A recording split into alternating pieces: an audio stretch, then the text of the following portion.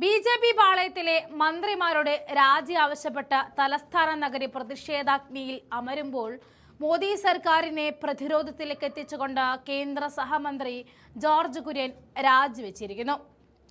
രാജ്യസഭാ കാലാവധി അവസാനിക്കുന്ന പശ്ചാത്തലത്തിലാണ് രാജി സമർപ്പിച്ചിരിക്കുന്നത്. രാഷ്ട്രപതി രാജി അംഗീകരിച്ചിട്ടുണ്ട്. വരാനിരിക്കുന്ന രാജ്യസഭാ തെരഞ്ഞെടുപ്പിൽ 5 സംസ്ഥാനങ്ങളിലെ സ്ഥാനാർത്ഥികളെ ബി.ജെ.പി. പ്രഖ്യാപിച്ചപ്പോൾ ജോർജ് കുര്യന് ഇത്തവണ സീറ്റ് നൽകിയിരുന്നില്ല. 2024 ഓഗസ്റ്റിൽ ഉപതെരഞ്ഞെടുപ്പിലൂടെയാണ് അദ്ദേഹം രാജ്യസഭയിൽ അംഗമായത്. നിലവിൽ ഫിഷറീസ്, മൃഗസംരക്ഷണം, ക്ഷീരം, ന്യൂനപക്ഷകാര്യ വകുപ്പുകളുടെ ചുമതലയുള്ള സഹമന്ത്രിയായിരുന്നു അദ്ദേഹം. ഇനി കേരളത്തിൽ കേന്ദ്രീകരിച്ച സംഘടനാ ചുമതലയിലേക്ക് ജോർജ് കുര്യൻ മടങ്ങുന്നു എന്നാണ് വിവരം.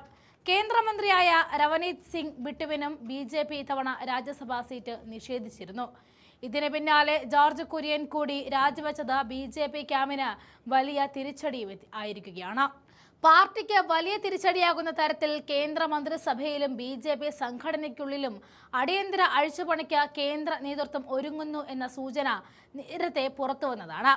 12ഓളം കേന്ദ്രമന്ത്രിമാരുടെ വകുപ്പുകൾ മാറ്റുവാനാണ് നിലവിൽ ആലോചന നടക്കുന്നത്. അതുകൂടാതെ ബി.ജെ.പി. ഞെട്ടിക്കുന്നത് ജോർജ് കുര്യന് ശേഷം ഇനിയും 3 കേന്ദ്രമന്ത്രിമാരുടെ രാജി കൂടി ഉണ്ടാകും എന്ന സൂചനയാണ്.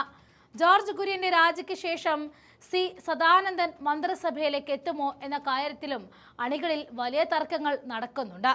സുരേഷ് ഗോപി കേന്ദ്രത്തിൽ തുടരുവാനാണ് സാധ്യതയെന്ന് പറയുമ്പോഴും ഗ്രൂപ്പ് പോരുകൾ ശക്തമായ കേരള ബി.ജെ.പിയിൽ പുതിയ സമവാക്യങ്ങൾ കണ്ടെത്തുവാൻ കേന്ദ്ര നേതൃത്വം വിയർക്കുകയാണ്.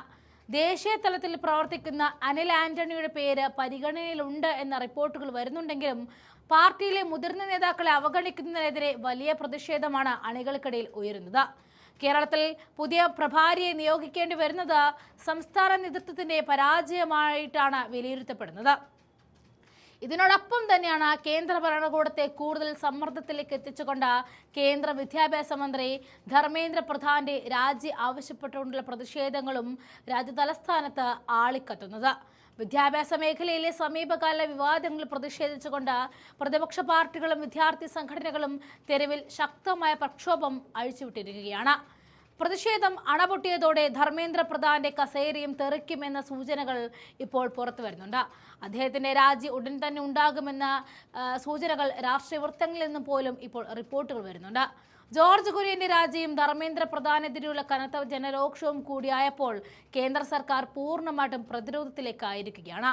വരും മണിക്കൂറുകളിൽ ഡൽഹിയിൽ നിന്നും കൂടുതൽ രാഷ്ട്രീയ നാടകങ്ങൾക്ക് രാജ്യം സാക്ഷ്യം വഹിച്ചേക്കാം.